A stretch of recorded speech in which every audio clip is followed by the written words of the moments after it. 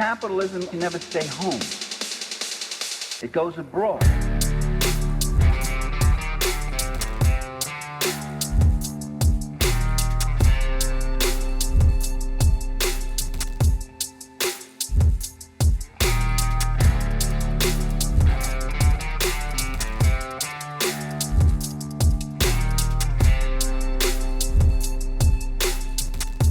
The ordinary people simply paid the cost of empire.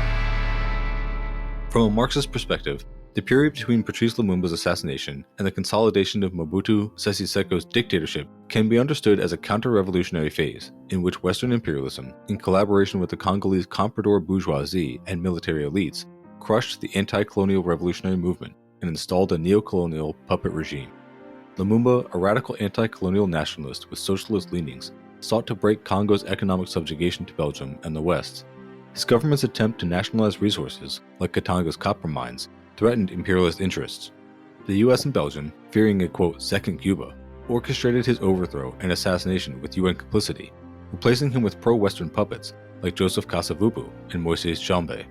This was a classic imperialist intervention to prevent a sovereign resource-nationalizing government from aligning with the socialist bloc. Remember, Lumumba had sought Soviet aid. After Lumumba's death, Congo fragmented into separatist regions, for example Katanga and South Kasai, and this was backed by Belgium and Western mining companies to weaken central authority. The comprador bourgeoisie, the local elites with ties to foreign capital, dominated politics, while the Congolese proletariat and peasantry were suppressed. UN quote, peacekeeping forces led by the West helped stabilize a pro-capitalist regime, ensuring Congo remained open to Western exploitation. Mobutu, initially a US and Belgian-backed military officer, seized power in 1965, ending the chaotic interlude of weak civilian rule. From a Marxist view, Mobutu was the perfect neo-colonial dictator. He restored, quote, order for Western capital, which means securing mineral extraction. Always. He liquidated leftist movements, for example the Simba rebels and Lumumbists, and he did this with US and Belgian support. He privatized state assets for foreign corporations while enriching a kleptocratic elite, again the comprador class. His regime was anti-communist, aligning with the US during the Cold War. CIA support was key to his coup. Mobutu's dictatorship was not an aberration, but a logical outcome of imperialist intervention, a bourgeois military regime serving foreign capital. The Congolese masses were dispossessed, while resources continued to be extracted by Western firms, for example Union Miniere or UMHK, and later American corporations. This period exemplifies Frantz Fanon's warnings in The Wretched of the Earth, that formal independence without economic liberation leads to puppet regimes serving imperialism. Under Mobutu, Congo became a textbook case of neocolonialism. You can relate this directly back to South Africa, once again, not to denigrate the achievements of ending apartheid. Obviously ending apartheid was good, but, you have like a formal ending of apartheid, but not a sort of material ending of apartheid. The wealth still stays with the white people. Yeah. It's the same thing with decolonization. You don't actually take the wealth and give it to the people. It's just a formality for the most part. Yeah. Yeah, I think the key takeaway from this episode will be that a real revolution would not just end a government or end a system, but would also end the corporations. Yeah. Because you're going to find that that's a key thing that continues on. It's like they are, unfortunately, like these living entities, and they seem to go on no matter what change in government, no matter what political changes happen, these continue, and those are the real controllers of what goes on here. So, yep. They don't care about regime change, just as long as capital still moves from one place to another. Yeah. They just care if those regimes can provide them some stability, and they don't care how brutal those regimes are. In fact, they prefer that, as we will see. The period between Lumumba's assassination in 1961 and Mobutu's coup in 1965 was marked by intense Western corporate interference, as multinational firms worked with imperialist governments to ensure Congo's resources remained under foreign control. From a Marxist perspective, this was neocolonial reconfiguration. Formal political independence was granted, but economic domination by Western capital persisted. So these are some of the key corporate players and their interests. So of course the biggest one we have the Union Miniere de Haut-Katanga, or UMHK, the most powerful Belgian mining conglomerate, controlling Katanga's copper, cobalt, and uranium. They financed and armed Moises Tshombe's secessionist Katanga state from 1960 to 1963 to protect its mines from Lumumba's nationalization plans. They worked with Belgian military mercenaries and the CIA to crush Lumumba's forces. There was also the Société Générale de Belgique, the colonial era financial giant with stakes in UMHK, railroads, and plantations. So this is like a conglomerate that is like above UMHK. They also pushed for a balkanized Congo divided into weak statelets to maintain economic control. And we of course have US corporations, the new imperialists.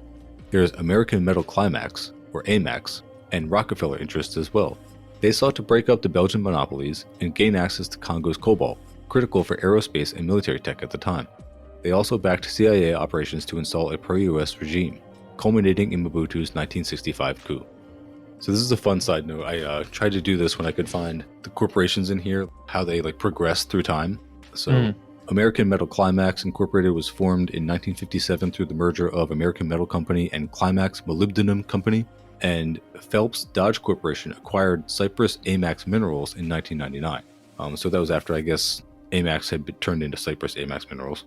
Yeah, right. And then in 2007, Freeport McMoran completed a $25.9 billion acquisition of Phelps Dodge Corporation, creating the world's largest publicly traded copper company. So that's a corporation that is still around. I will just keep discussing these companies and like what their names are today. So if people want to follow up on those. Yeah, reminds any of the current activities. Reminds me a bit of like whenever you talk about World War II and basically any German company. Any German company that exists today, you'd be like, what were they? I wonder what they were doing between the years of 1933 and 1945. Almost always they were operating during the Nazi regime. They were collaborating with the Nazi regime. Yeah, very enthusiastically as well. Yeah. Yeah, early on, one of the first books I read when I was in like high school, ironically, I just happened to come across it, was IBM and the Holocaust and how they had their whole punch card machine system that they gave to the Nazis to keep track of all the people they were putting in trains and camps. And they kept doing business throughout the whole thing in whatever capacity they could because they found ways to do it. And it was really integral for the Holocaust. They really needed that shit. What were you going to say, sorry? Oh, I was just going to say, and what consequences are there for that? Did any of these companies or any of these people involved face? Basically, There's actually some of the wealthiest still today. Yep, they're still around. But yeah, there was also the Guggenheim brothers and Tanganyika Concessions Limited. They invested in mining concessions, particularly in Katanga, as U.S. capital gradually displaced Belgian dominance. And of course, British and South African companies like the Tanganyika Concessions, or Tanks, a British-South African mining firm with major stakes in Katanga, they supported Dushanbe's secession to safeguard their investments. And of course, we have De Beers and Anglo-American. And Anglo-American is like a company. I'm not just like dissing the entire race. They were obviously interested in Congo's diamonds in the Kasai region. So Anglo-American PLC, this is another company I just looked up, a British multinational mining company, owns 85% of De Beers Group, the world's leading diamond company. And they have their own Wikipedia page, Anglo-American PLC. So yeah, another big conglomerate still operating. These are not like entities that are held accountable in any way. So that's what's like so mind-blowing. Like when we read that whole episode about Leopold, it's like he never set foot in the Congo.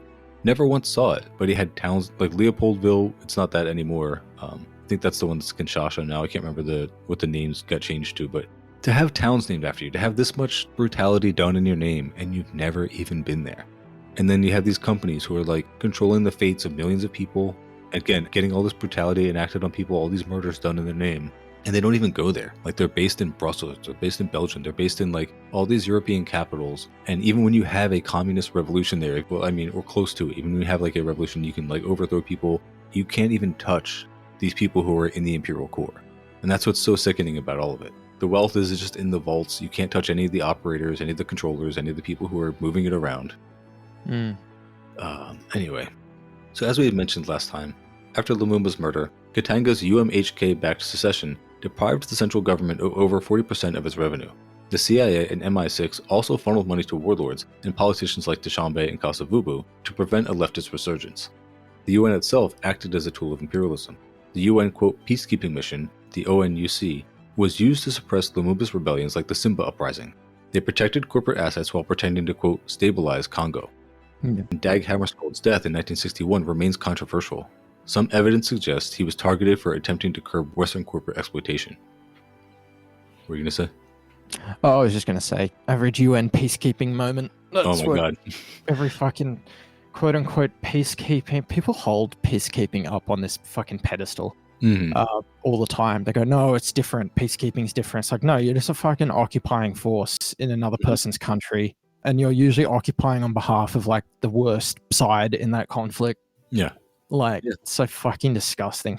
The UN is like toothless except when it comes to helping out capital. Like, Yeah, I mean, that's the other theme of this episode. First being that corporations have to be killed for a revolution to be effective.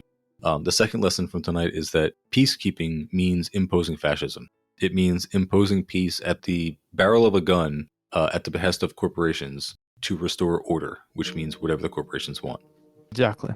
But I included this entire article in here because this is just about Dag Hammarskjöld, and we had started to talk about the conspiracy surrounding his death last time. So I wanted to expand a little more on that. So this is by someone named Duncan Graham. This is from November 11th in 2022. How did Dag Hammarskjöld die? The CIA and Indonesian connection.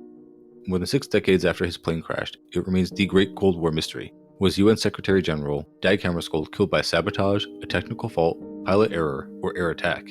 If it was assassinated, who was the mastermind? Dr. Greg Polgrain, who teaches Indonesian history at the University of the Sunshine Coast, suggests the Swedish peacemaker was killed under directions from the U.S. Central Intelligence Agency's hard right director, Alan Dulles. The Australian academic's theory has been given weight by the little-noted release in August of a UN investigation into the death of Hammarskjöld and the 15 passengers and crew on September 18, 1961. The chartered Douglas DC-6 started from Leopoldville, now Kinshasa, where it had been parked unattended. It was heading to ceasefire negotiations in Ndola between UN forces and local militia, where it smashed into a forest in Zambia, then Rhodesia, during the landing approach. The 100-page UN report recommends further disclosures from governments, including the US and UK, which allegedly hold unreleased air traffic records.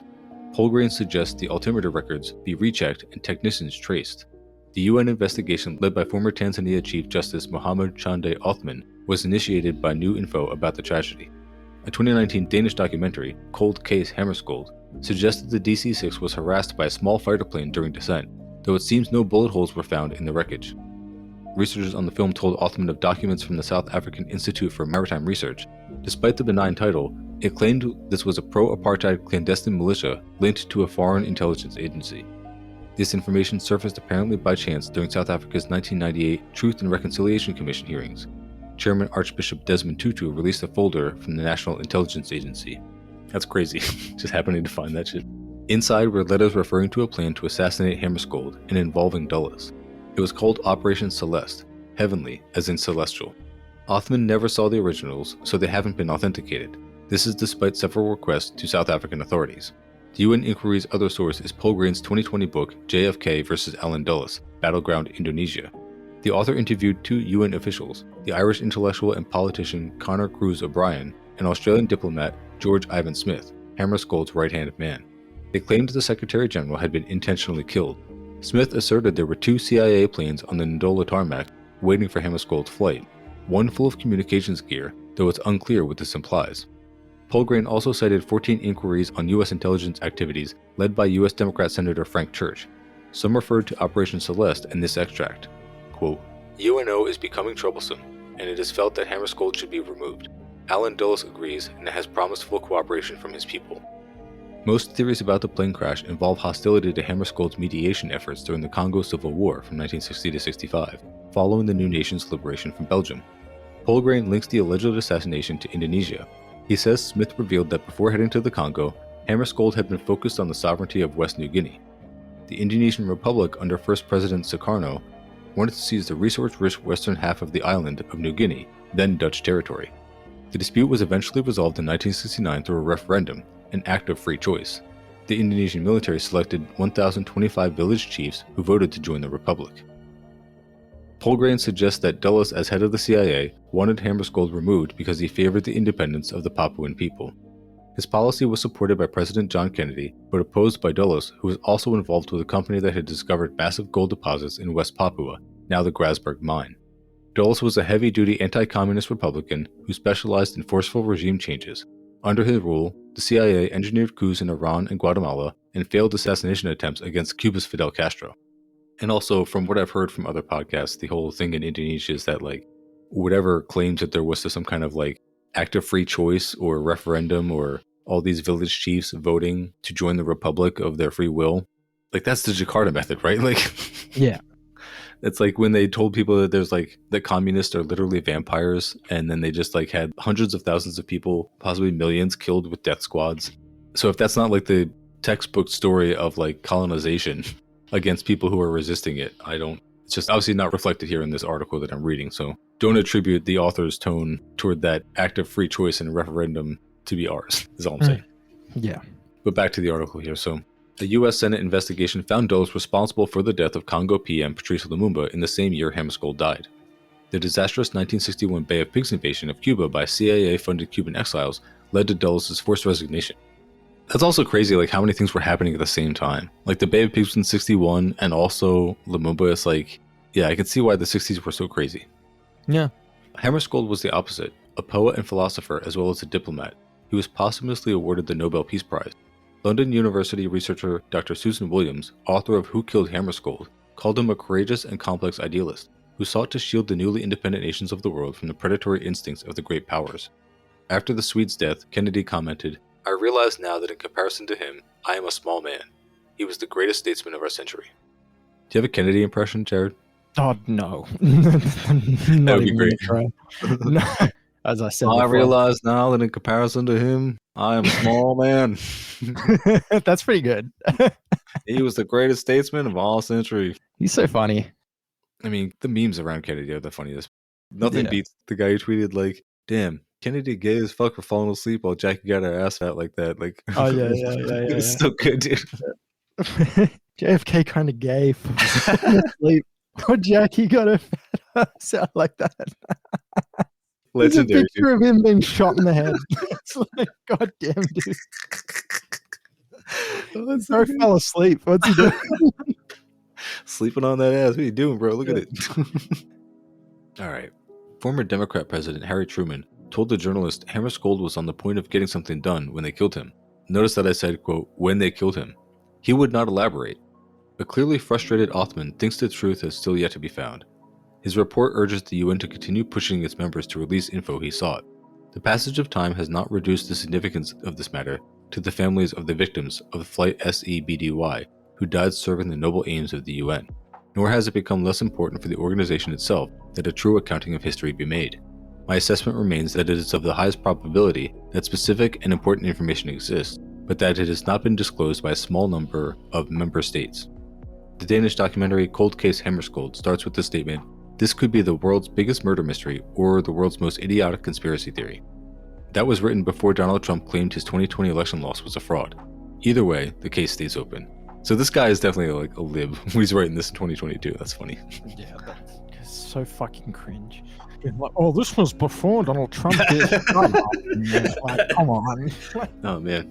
People think that every deranged conspiracy theory has to do with like Trump or some bullshit, or Hitler.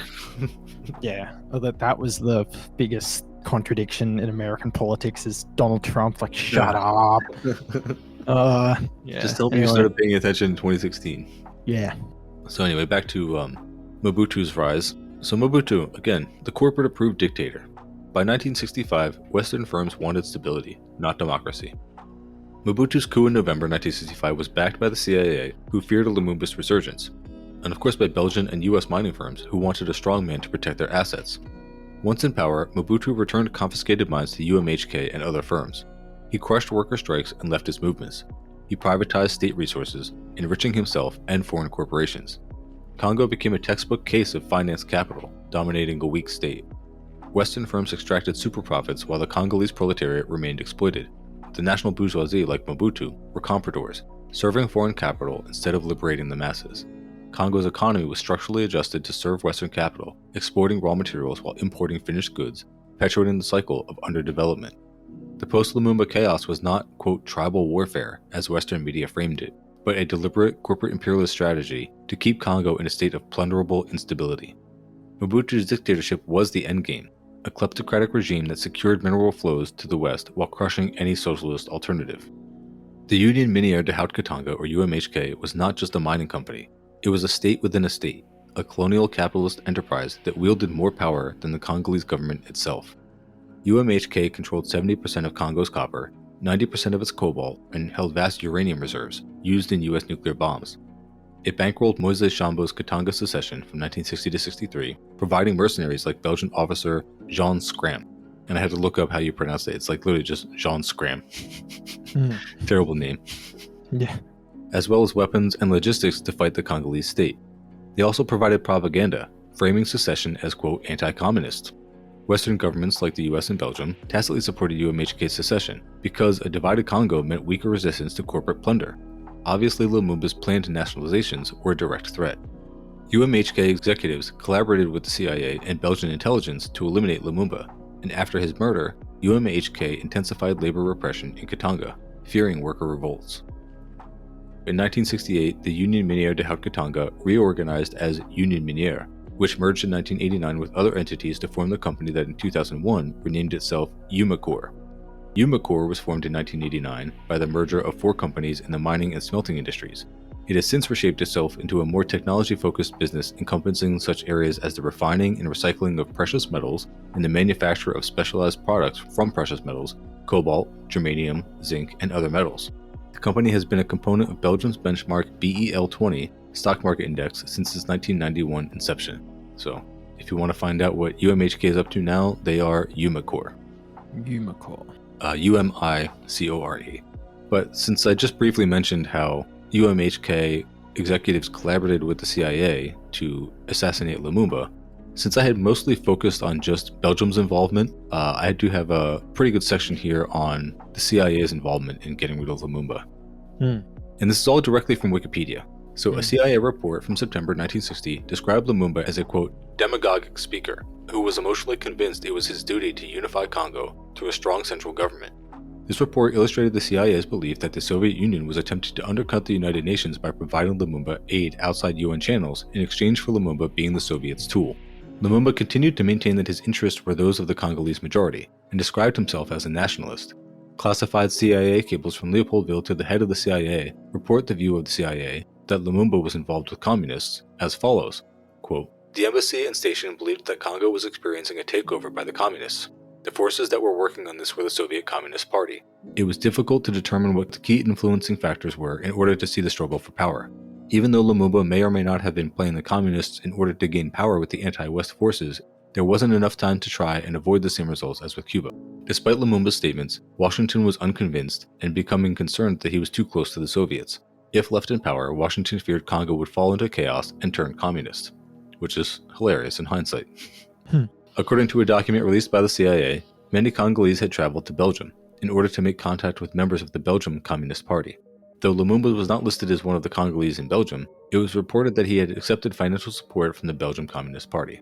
Another CIA document identified around 300 active Soviet personnel in Congo. The Soviet personnel included flight crews, medical teams, truck technicians, and diplomatic personnel. Based on the document, in July 1960, Lumumba was identified as speaking to a Soviet ambassador in New York, and the topic of weapons was discussed. In addition, the report highlighted that 2 Soviet merchant ships were active in the Congo, both of which contained food and medical supplies.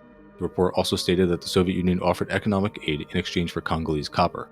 In August 1960, then CIA Director Alan Dulles, quote, we conclude that Lumumba's removal must be an urgent and prime objective, and that under existing conditions, this should be a high priority of our covert action.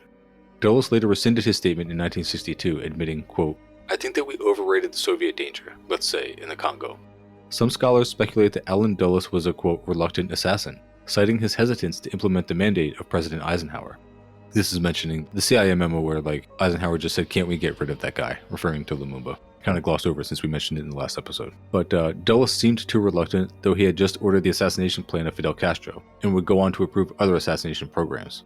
However, Dulles' nebulous beliefs about the nature of Soviet influence in the Congo is discernible from several reports Dulles generated concerning communist subversion around the world. In a report from June 2, 1961, just several months after the assassination of Lumumba, Dulles emphasized the CIA's, quote, bloc policy, which denoted all nations pulled into the Soviet orbit. Dulles believed that the destruction of the, quote, system of colonialism was the first step to defeat the, quote, free world. It's like, so true, King. Yeah, dude. So true. Yes. Yeah, the USSR, the real colonialists. So fucking true. Speak your truth, King. Yes. The overestimation of Soviet influence in the Congo was not solely a result of intelligence collections, but stemmed from the wider belief that all nations who were even remotely associated with the Soviet Union or China would fall to communism. The Congo was another piece of the wall against communism, and the CIA was determined to ensure Western loyalty. In the report, Dulles stated, quote, It requires little imagination to perceive the strategic damage to the Western position should the communist bloc obtain a major foothold on the African continent. As a small example, it is fair to say that the success of our Congo policy to date is in large measure due to the inability of the bloc to get supplies in and out of the Congo. Any hesitation to assassinate leaders like Lumumba was overridden by a wider policy for the African subcontinent. The Congo was simply another nation that the CIA could not afford to lose in the wider game of the Cold War. Congo scholars and US officials expressed their doubts that Soviets were a threat to Lumumba. According to Foreign Affairs, CIA intervention was based on, quote, an overhyped analysis of the communist threat. According to scholars Emmanuel Girard and Bruce Kuklik, Lumumba was portrayed as a proud nationalist and Pan-Africanist in CIA and State Department analyses, striving for neutrality in the Cold War. Agency heads as well as President Eisenhower, however, quote, disregarded this intelligence. The initial plan to remove Lumumba would start with Congo's then-president, Joseph Kasavubu, to dissolve the government after a vote of no confidence from 2 opposition senators, subsidized by the CIA and Belgian intelligence officials. One of the senators would then replace Lumumba as the new prime minister. Attempts to remove Lumumba through street demonstrations, labor movements, and propaganda were funded by the CIA. However, 2 days before the vote was to be held, Kasavubu fired Lumumba, who responded with his refusal to withdraw from the government and continued domination of parliament. And remember, this is all just directly from Wikipedia. When it says attempts to remove Lumumba through street demonstrations, labor movements, and propaganda were funded by the CIA, this is not like us being conspiratorial, this is not like us speculating. This is them admitting to it. Later in his term, which lasted only 10 weeks, the CIA began to orchestrate plans for Lumumba's assassination. The CIA's program was focused on removing Lumumba, but not only through the option of assassination. A declassified CIA document details how a redacted individual was instructed to assassinate Lumumba via poison. There was no evidence that the CIA ever attempted to follow through on the plan to poison Lumumba. The CIA also supported opposition leadership through the so-called Binza Group, a caucus of Mobutu's political allies that got its name from the Leopoldville suburb where most of them lived. It included Mobutu's security chief and his foreign and finance minister, plus CIA station-in-chief Lawrence Devlin, who served as an advisor to the Binza Group. In addition, the CIA also initiated payments to Mobutu to ensure the loyalty of legislative officials and other important officers, in what were called, quote, black broadcasts from a radio station in Brazzaville that promoted a revolt against Lumumba. And regarding the assassination itself, files of importance to the CIA mission to assassinate Patrice Lumumba include the 1975 and 76 U.S. Senate Church Committee's investigation of CIA assassination plots against Lumumba, the report of a Belgian parliamentary inquiry in 2001, Congo Station Chief Larry Devlin's 2007 memoir, and the long-awaited appearance in 2013 of a, quote, retrospective Congo volume in the State Department's Foreign Relations of the United States series, which contains extensive CIA operational documents from the 1960s. Activities were done in Congo in order to control the government and try to stop the communist influence. They ended up spending around $12 million on operations, or about $110 million in today's current value. In recent years, new evidence has emerged about this grisly event and those responsible for it. A February 14, 1972 memorandum found at the National Security Archive at George Washington University by a writer whose name has been redacted, states he was, quote, directed by Mr. Richard Bissell to assume responsibility for a project involving the assassination of Patrice Lumumba. According to this report, the plan was to murder Patrice Lumumba by poisoning him. Larry Devlin became chief of station in Congo in July 1960, 10 days after the country's independence from Belgium and shortly before Prime Minister Lumumba's 2-month term in office, dismissal from power, and eventual bloody execution 7 months after the Congo gained independence. In his memoir, Devlin reveals that late in 1960, he received instructions from an agent, Joe from Paris, who was relaying instructions from CIA headquarters that he, Devlin, was to effect the assassination of Lumumba. Though the CIA denies involvement in the assassination of Lumumba, documents have been released disclosing information pertaining to the plan of trying to poison Lumumba. This poisoning was discussed as early as November 1962, according to a declassified memo by the CIA.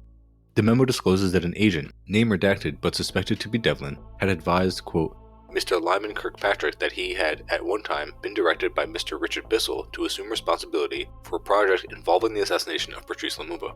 According to name redacted, poison was to have been the vehicle, as he made reference to having been instructed to see Dr. Sidney Gottlieb in order to procure the appropriate vehicle.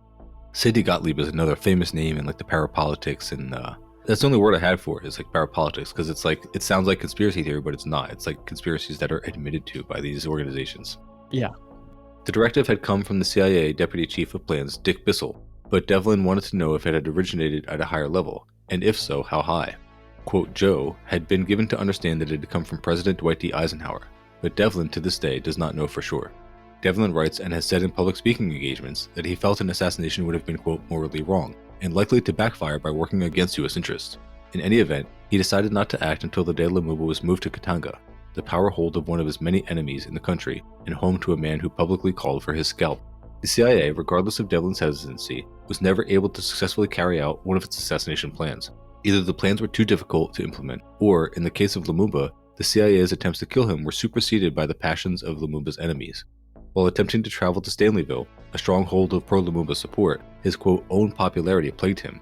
As he meant to win over the countryside, he stopped for speeches, allowing his captors to draw nearer to him and his family.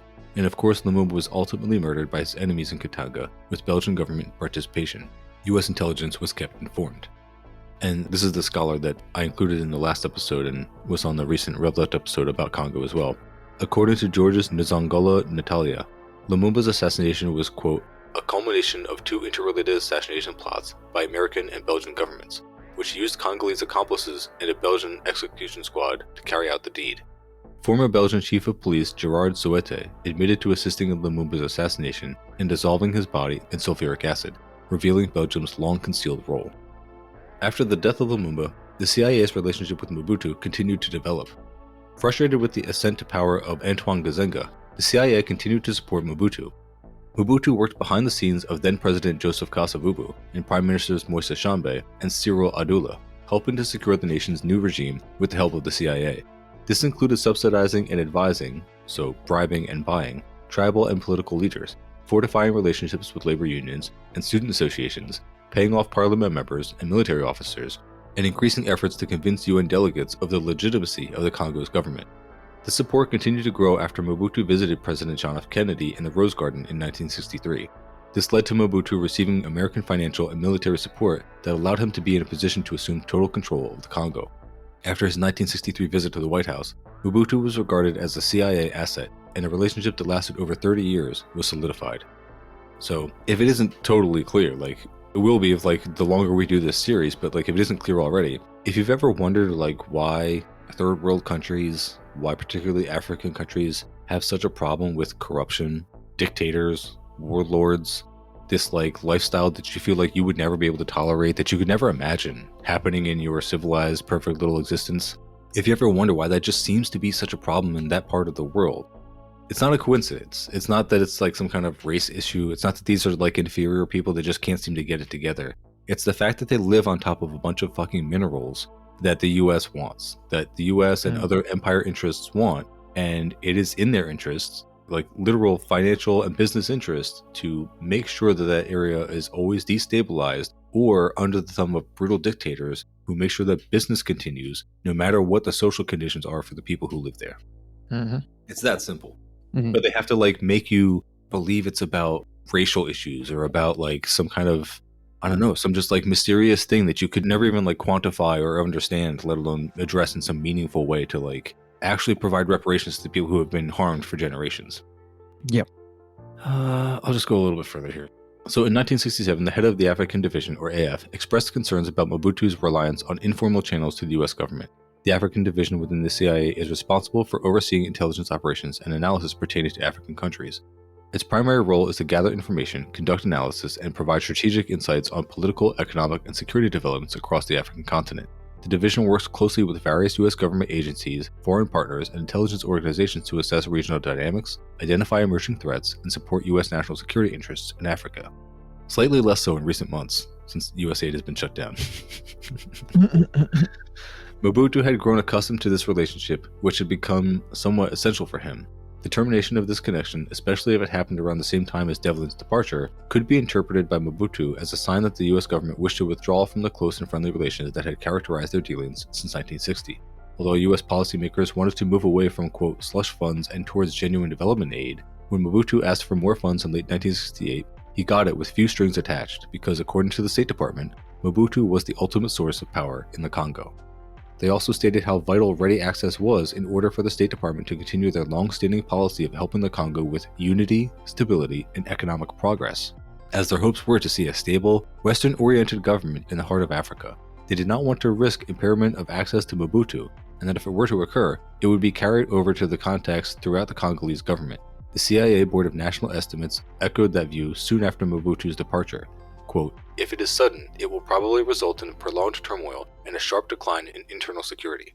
This would also likely cause a significant loss of CIA access and influence in the Congolese government." The CIA believed that Mobutu was the key to stability in the Congo, but was also a useful pawn for the US. They collected intelligence and took covert action in order to prop up his leadership against internal and external threats. For example, Congo faced the external threat from the Front for the National Liberation of the Congo, the FLNC, a guerrilla force based in Angola. In a CIA memorandum from 1984, the capabilities and threats posed by the FLNC were discussed. The document mentions that while the FLNC was ineffective, it could be rallied into a disruptive force in the future. The CIA worried that terrorist attacks carried out by the FLNC were so damaging to Mobutu's reputation that, quote, "the election was moved forward to July by Mobutu in an effort to shorten the time available for opposition mischief-making." That's crazy. To just change the date of your election because you don't want any kind of opposition. God damn. Without Mobutu, the CIA believed that Congo would fall into chaos, and thus were inclined to do everything they could to keep him in power.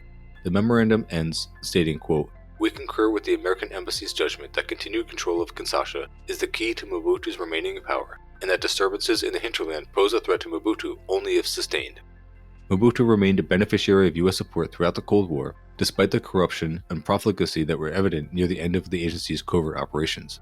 He was a reliable anti-communist ally of Washington's until his overthrow in 1997. Over the years, Mobutu proved to be an important geopolitical friend of the United States. He also turned into one of the world's worst leaders, driving the country into economic ruin and political chaos. So, I have a couple more pages, but we can leave it there. Let's bookmark it there for tonight, and then next time we can talk about just focus more on Mobutu, and then I would like to wrap it up with maybe one more episode. If we could just talk about Mobutu's dictatorship, now that we've firmly established him as a CIA puppet, and I feel like that should explain why he was able to remain in power. Because I feel like that should be one of the main questions people have about dictators or dictatorships in general is how do they sustain themselves? How do you have a dictator in power if the conditions are that miserable for people? How do they not rise up against something that bad for decades on end? And the answer usually is US or empire involvement. Every time. All right. Well, I will see you in the Discord as usual. Thank you everyone for listening. And next week we'll talk a lot more about Mobutu and then hopefully just wrap up Congo with the current situation. Although I just don't know how much there is to talk about between the end of Mobutu's dictatorship in 97 up to the current day, but that is a 30-year span. So we may end up having to do 2 more episodes. I don't know. I just have to see where the information takes me. So Awesome. All right. See you guys. Thanks again. Yeah. Supersonic. Supersonic. Now you party people know what supersonic means. We didn't try to brag cause JJ Fat is just too clean. Now baby, don't you know that our rhymes are so bionic? Don't listen too hard, don't be supersonic. Supersonic. Supersonic. You see the S is for super and the U is for unique. The P is for perfection and you know that we are freaks.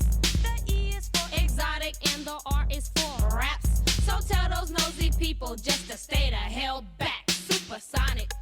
Them big